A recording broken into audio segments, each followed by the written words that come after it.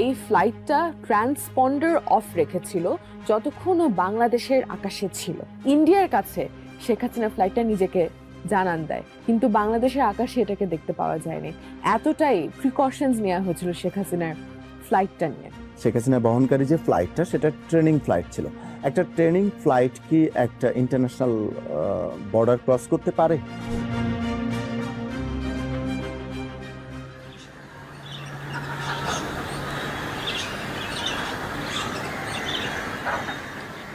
Dragon Colson. Emirates 583, just want to know which departure we can expect. Data ground AX 1431 requesting. Data ground AX 1431. Control expect Northern Force. Southern Force. Okay, taxi by Northern Force holding Papa holding runway 17 QNH 1003. We like to take runway 32 South Alpha. QNH confirm 1003. Yes, sir, 1003 South Alpha troops. And taxi with caution due to Arsenal is there, sir. Roger. And escort confirm 431. 431. Dhaka Ground, good afternoon, Bangladesh 615. Good afternoon, Dhaka Ground, Bangladesh 615. Bangladesh 615 Dhaka Ground. Bangladesh 615, 1025, requested to clear first Chattogram flight level 150.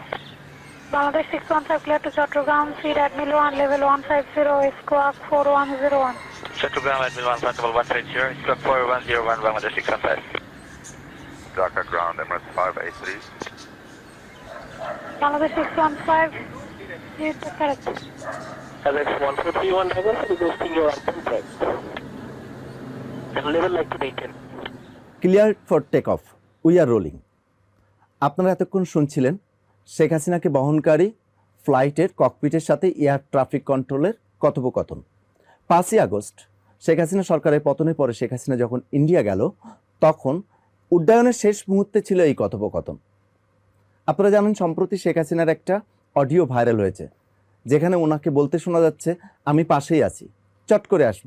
উনি কবে আসবেন, কোথায় আছেন, সেটা ভবিষ্যতে ঠিক করবে। এখন বরং আমরা আলোচনা করি শেখ হাসিনা কিভাবে 5 তারিখে দেশ ছেড়ে চলে গেলেন।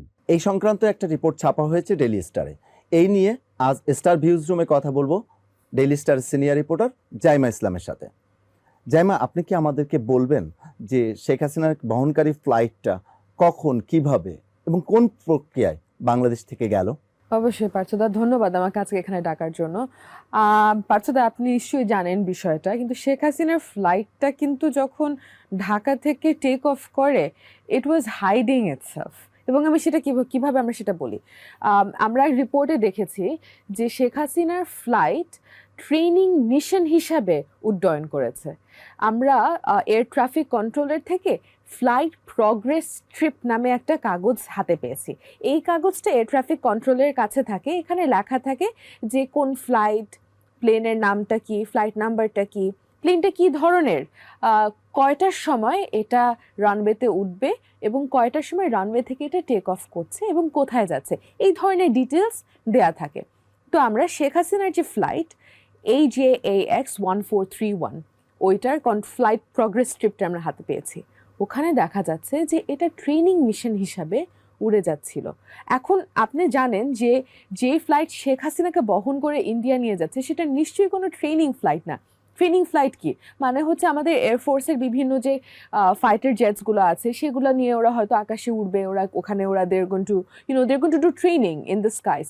এই ট্রেনিং ফ্লাইট কিন্তু কখনো ইন্ডিয়াতে যাবে না। একটা ফাইটার জেট, আমাদের এয়ারফোর্সের ফাইটার জেট যদি ইন্ডিয়াতে চলে যায়, এটা কিন্তু বরং একটা ইন্ডিয়ার জন্য it's going to be a cause of alarm. So এই ট্রেনিং ফ্লাইট হিসাবে নিজেকে লুকিয়ে এটা ইন্ডিয়া গিয়েছিল। আমি এটাও এখানে বলতে চাই যে এই ফ্লাইটটা ট্রান্সপন্ডার অফ রেখেছিল যতক্ষণ ও বাংলাদেশের আকাশে ছিল। মানে পুরোটা সময় যে ঢাকা থেকে সে যখন বাংলাদেশ ইন্ডিয়া বর্ডার পর্যন্ত যাচ্ছে, কোনো মুহূর্তে একটা বারের জন্য প্লেনটাকে আকাশে দেখা যায় নাই। ট্রান্সপন্ডারটা অন করেছিল যখন সে বাংলাদেশ ইন্ডিয়া বর্ডার, এটা হচ্ছে বাংলাদেশ ঢাকা কলকাতার রুটে একটা পয়েন্ট আছে, ওই পয়েন্টে এসে তখন ট্রান্সপন্ডারটা অন করে ইন্ডিয়ার কাছে শেখ হাসিনা ফ্লাইটটা নিজেকে জানান দেয়, কিন্তু বাংলাদেশের আকাশে এটাকে দেখতে পাওয়া যায়নি। এতটাই প্রিকশনস নেওয়া হয়েছিল শেখ হাসিনার ফ্লাইটটা নিয়ে। দিল্লির ফ্লাইটগুলো নর্মালি বাংলাদেশ থেকে রাজশাহীর উপর দিয়ে যায়, কিন্তু আপনার রিপোর্টে আপনি মেনশন করেছেন এটা যশোর হয়ে কলকাতার দিকে গেছে। কেন এই ফ্লাইটটা রুট বদল করলো হঠাৎ করে, নাকি এটাই স্বাভাবিক ছিল? দাদা আমরা তো জানি যে সে নেমেছিল হচ্ছে হিন্ডন এয়ারবেসে, দ্যাটস ইন গাজিয়াবাদ, দিল্লি। হ্যাঁ 30 কিলোমিটার্স অ্যাওয়ে ফ্রম দিল্লি। কিন্তু আমরা দেখেছি যে সে কলকাতা হয়ে ডিটুর হয়ে গেছিল। অনেকে কিন্তু বলছিল যে শেখ হাসিনা আগরতলা গেছে, এই ধরনের অনেক কথা কিন্তু শোনা গেছিল। এখন রিপোর্টও ছাপা হয়েছিল। হ্যাঁ, কিন্তু উই নো দ্যাটস ফলস। কিভাবে আমরা সেটা জানি? একটা হচ্ছে যে সে যখন বাংলাদেশ ইন্ডিয়া বর্ডারে এসে পৌঁছায়, সেটা ছিল হচ্ছে ঢাকা কলকাতার রুটে। ওই পয়েন্টে এসে ট্রান্সপন্ডারটা সে অন করে এবং জিপিএস লোকেটরটা সে অন করে ফেলে, এটাকে বলে এডিএসপি। ওইটা অন করার ফলে আমরা তখন দেখতে পাই যে প্লেনটা কোন ট্র্যাকে বা কোন রুটে প্লেনটা যাচ্ছে, we saw it going south. দ্বিতীয়ত আমাদের কাছে ককপিটের পুরো রেকর্ডিংটা আছে যে এয়ার ট্রাফিক কন্ট্রোলের সাথে কথা বলছিল সে। ওখানে এয়ার ট্রাফিক কন্ট্রোল, আমাদের ঢাকার এরিয়া কন্ট্রোল, যে তারা ক্লিয়ারলি পাইলটকে বলেছে report to Kolkata area control. তার মানে কলকাতার সাথে পাইলটের যোগাযোগ হয়েছিল, কলকাতার যে এয়ার ট্রাফিক কন্ট্রোল তাদের সাথে পাইলট যোগাযোগ করেছে এবং যোগাযোগ করে ওইখান থেকে তারা তখন মানে কলকাতা হয়ে ডিটোর হয়ে তারা দিল্লিতে গিয়েছে। কিন্তু বাংলাদেশের নরমাল ফ্লাইটগুলো কি রাজশাহীর উপর দিয়ে যায় না দিল্লিতে যাওয়ার সময়? হ্যাঁ, আমরা কেন গেল না ওই রুটটা, অন্য রুট কেন নিল? আমি কয়েকজন পাইলটের সাথে কথা বলেছি, তারা যেটা আমাকে বুঝিয়েছেন সেটা হচ্ছে যে আমরা ধরুন ঢাকা থেকে যদি আমরা ইন্ডিয়া যেতে চাই, আমরা কোথায় কোথায় যেতে পারি? আমরা ঢাকা টু আগরতলা যেতে পারি, আমরা ঢাকা টু আসাম যেতে পারি, ঢাকা টু দিল্লি অফকোর্স আছে ডিরেক্টলি, অ্যান্ড ডিরেক্ট ফ্লাইটস আছে হচ্ছে ঢাকা টু কলকাতা। মানে this are some of the direct flights that we have, তাই না? তো এর মধ্যে ঢাকা টু কলকাতা যে রুটটা, এই রুটটাতেই বাংলাদেশি এয়ার স্পেসে সবচেয়ে কম সময় খরচ করতে হবে বা সবচেয়ে কম সময় থাকতে হবে এই রুটটাতে। তাহলে মনে হয় শেখ হাসিনা কি চেয়েছিল যে আর্লিয়েস্ট পসিবল টাইমে বাংলাদেশের আকাশ সীমা সে ক্রস করবে? শেখ হাসিনার ফ্লাইট ট্রান্সপন্ডার অফ করে নিজেকে একটা ট্রেনিং ফ্লাইট হিসাবে জানান দিয়ে উড়ে যাচ্ছিল। তো নিশ্চয়ই আমরা ওটাই ধারণা করতে পারি যে সে বাংলাদেশি এয়ার স্পেসে যতটা কম সময় সে থাকা যায় সেটাই উনি আসলে চাইছিলেন বা পাইলট চাইছিলেন। রাজশাহী দিয়ে ক্রস করার যে রুটটা আছে ওই রুটের পরিবর্তে যে যশোর দিয়ে কলকাতার উপরে গেল, কতটা সময়ের? পাইলটরা বলে যে ঢাকা টু দিল্লি যে রুটটা, ওখানে রাজশাহীর উপর থেকে যদি যাওয়া হয় তাহলে about 10 to 15 minutes more। তো এমন 10-15 মিনিটও বাংলাদেশি এয়ার স্পেসে বেশি সময় ওনারা থাকতে চাইছিলেন না বলে আমরা জানতে পেরেছি। এবং মানে বিষয়টা আপনি দেখেন যে এখানে কিছু কিছু জিনিস কিন্তু উঠে আসছে। একটা হচ্ছে ঢাকা থেকে একটা কমিউনিকেশন কিন্তু কলকাতা বা ইন্ডিয়ার এয়ার ট্রাফিক কন্ট্রোলের সাথে কিন্তু হয়েছিল, হ্যাঁ।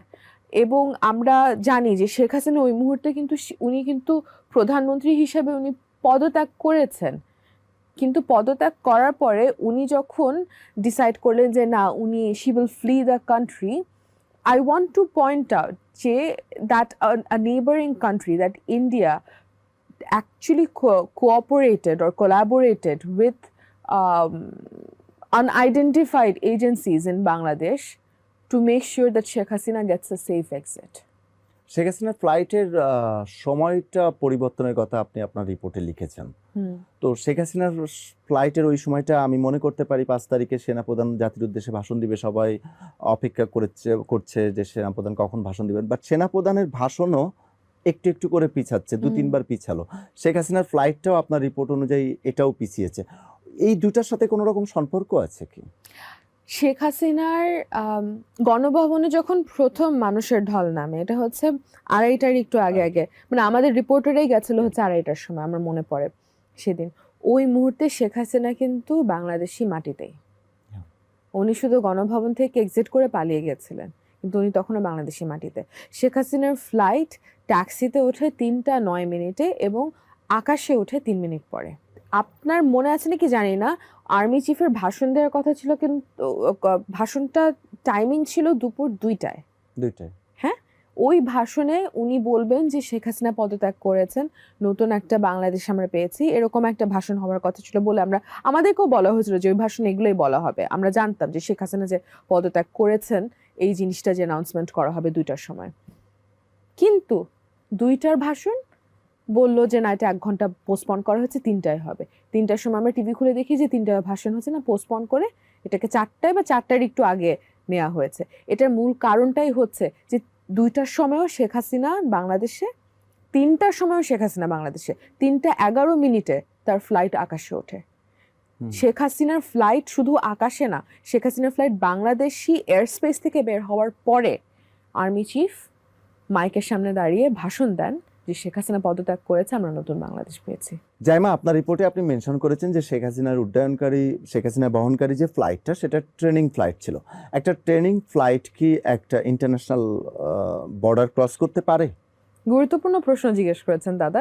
না, পারে না। একটা ট্রেনিং ফ্লাইট শুধুমাত্র ধরুন একটা এয়ারফোর্সের একটা ফাইটার জেট or এয়ারফোর্সের একটা military aircraft would be able to cross into the skies of another country only in a situation of war. We are not in a situation যুদ্ধ অবস্থা না, কেউই যুদ্ধ অবস্থায় নেই, আমাদের সাধারণ স্বাভাবিক রিলেশনস চলছে। এমনকি যখন শেখ হাসিনার ফ্লাইটটা আকাশে, ওই মুহূর্তে তখন একটা এয়ার ইন্ডিয়ার ফ্লাইট কলকাতা থেকে কিন্তু ঢাকা আসছিল, এটা শেখ হাসিনার ফ্লাইটের নিচে ছিল। এটা আমরা জানতে পারি কিভাবে, যে ককপিটের যে রেকর্ডিংটা, ককপিটের রেকর্ডিং আমরা শুনছিলাম যে পাইলটকে এয়ার ট্রাফিক কন্ট্রোল বলছিল, এই দেখো সামনে কিন্তু একটা এয়ারবাস একটা আসতেছে তোমার দিকে। তো আমরা দেখছি স্বাভাবিক এয়ার ট্রাফিক চলছে। এই মুহূর্তে একটা মিলিটারি এয়ারক্রাফট নিজেকে ট্রেনিং ফ্লাইট হিসেবে জানান দিয়ে যখন পাশের দেশে যাচ্ছে, তার মানে এখানে পাশের দেশের সম্মতি ছিল, না হলে এটা কখনোই পারবে না। এবং এই কনভারসেশনগুলো ওদের, এই কমিউনিকেশনগুলো ওদের আগেই হয়ে গেছিল। যেরকম আমরা দেখেছি যে শেখ হাসিনার ফ্লাইটকে একটা স্কোয়াক কোড দেওয়া হয়েছিল। স্কোয়াক কোড মানে হচ্ছে এটা 4 ডিজিটের আলফা নিউমেরিক কোড। তার ফ্লাইটেরটা ছিল 4131। প্রত্যেকটা এয়ারক্রাফটকে এই স্কোয়াক কোডটা দেওয়া হয়। এই স্কোয়াক কোডটা দিয়ে এয়ারক্রাফটগুলোকে আলাদা আলাদা করে আইডেন্টিফাই করা যায়, যে আকাশে উঠছে যারা যারা, এক একটার কোড এক এক রকম হয়। এবং ওই কোডটার সাথে কিন্তু ওই ফ্লাইট সংক্রান্ত সকল ডিটেলস অ্যাটাচড থাকে। তো এই স্কোয়াক কোডটা আগে থেকেই, যেরকম আমরা জানি, কলকাতা এয়ার ট্রাফিক কন্ট্রোলকে দিয়ে দেওয়া হয়েছিল। এবং যখন একটা ট্রেনিং ফ্লাইট কলকাতার আকাশে বা ওয়েস্ট বেঙ্গলের, পশ্চিম বাংলার আকাশে যখন আসলো, তখন ওই স্কোয়াক কোড দিয়ে তারা আইডেন্টিফাই করেছিল যে হ্যাঁ, এটাই হচ্ছে সেই ট্রেনিং ফ্লাইটটা, সেই মিলিটারি এয়ারক্রাফটটা যেটা শেখ হাসিনাকে নিয়ে ইন্ডিয়া আসছে। তার মানে পুরো বিষয়টাই আসলে, যদিও শেখ হাসিনার ফ্লাইট বাংলাদেশের আকাশে বা বাংলাদেশের মাটিতে নিজেকে লুকিয়ে রেখেছিল, আগের থেকেই কিন্তু ঢাকা এবং ইন্ডিয়ার যোগাযোগ হয়ে গেছিল, যাতে করে তারা আইডেন্টিফাই করতে পারে ওই ফ্লাইটটা কে এবং কাকে নিয়ে আসছে। দাদা, অনেক কথা তো হলো, আমি বরং আপনাকে এখন একটা প্রশ্ন করতে চাই। আপনি তো সরকারকে খুব ভালো করে বোঝেন, হাউ দ্য গভর্নমেন্ট ফাংশনস। আমি আপনাকে জিজ্ঞেস করতে চাই যে ওই ক্রুশিয়াল মুহূর্তে যখন জনগণ গণভবনের দিকে আগাচ্ছে এবং শেখ হাসিনা পালানোর সিদ্ধান্তটা নিল, শেখ হাসিনাকে ইন্ডিয়া যাওয়া নিয়ে কি আসলে কোনো অনুমতির বিষয় ছিল? মানে এখানে কি কিভাবে করে হতে পারে, মানে সরকারের মধ্যে কি কি ধরনের প্রসেসেসগুলো করতে হয় এই জিনিসটা এক্সিকিউট করার জন্য? আমার মনে হয় ইন্ডিয়ার ফরেন মিনিস্টার তো বলেছে যে ইন্ডিয়াকে জানানো হয়েছিল, শর্ট নোটিশে জানানো হয়েছিল। আমার ধারণা ওই সময় সেনাপ্রধান তার জাতির উদ্দেশ্যে ভাষণে বললেন যে শেখ হাসিনা পদত্যাগ করেছেন, বাট শেখ হাসিনা পরে বলেছেন যে না, মানে আওয়ামী লীগের তরফ থেকে বলা হয় যে না, উনি পদত্যাগ করেন না। ওনার পদত্যাগ নিয়ে একটা ধোঁয়াশা। প্রফেসর মোহাম্মদ ইউনুস দায়িত্ব নিলেন 8 তারিখে। সো 5 থেকে 8 পর্যন্ত লিটারেলি ওই সময় বাংলাদেশে কোনো গভর্নমেন্ট ছিল না। সো শেখ হাসিনা যে বাংলাদেশ থেকে ইন্ডিয়ায় গেলেন, কে অনুমতি দিল? আসলে ওই সময় অনুমতি দেওয়ার অথরিটিটা কে ছিল? There was no government that time. So এটা এখনো পর্যন্ত এটা নিয়ে একটা ধোঁয়াশা আছে যে শেখ হাসিনাকে যাওয়ার এই যে সেফ এক্সিটের অনুমতিটা কোথা থেকে আসলো, কে দিল? এখনো পর্যন্ত গভর্নমেন্ট এই ব্যাপারে কোনো কিছু ক্লিয়ার করেনি। আমরা এখন আমাদের আরো মানে কিছু ওয়েট এখনো করতে হবে। পর্যন্ত এই জিনিসটা নিয়ে আমাদের কাছে কোনো ট্রান্সপারেন্সি নাই সরকারের পক্ষ থেকে, যে শেখ হাসিনা সেফ এক্সিট কিভাবে করে পেলো, তাই তো? এখনো পর্যন্ত আমরা জানতে পারিনি, বিকজ অফ ওই সময় গভর্নমেন্ট ছিল না। তো এই গভর্নমেন্টকে ক্লিয়ার করতে হবে কে ওই সময় অনুমতি দিল এবং কিভাবে উনি গেলেন। নিশ্চয়ই ভবিষ্যতে কোনো এক সময় আমরা জানতে পারবো। এই প্রশ্নের উত্তরগুলো জানা জরুরি, কারণ শেখ হাসিনাকে এক্সট্রাডিশন নিয়ে তো কথা চলছে। হ্যাঁ, এক্সট্রাডিশন আপনি যখন প্রাক্তন প্রধানমন্ত্রীকে এক্সট্রাডাইট করতে চাইছেন, তাহলে এই প্রশ্নগুলোও করতে হবে যে সে গেল কি করে, সে সেফ এক্সিট পেলো কিভাবে। অবশ্যই নিশ্চয়ই এই প্রশ্নগুলো আসবে সামনে। ধন্যবাদ জাইমা। আজকে আমরা জানলাম শেখ হাসিনা কিভাবে বাংলাদেশ থেকে ইন্ডিয়াতে গেলেন, শেখ হাসিনার ফ্লাইটটা ট্রেনিং ফ্লাইট হিসাবে কিভাবে এটা ইন্ডিয়াতে গেল।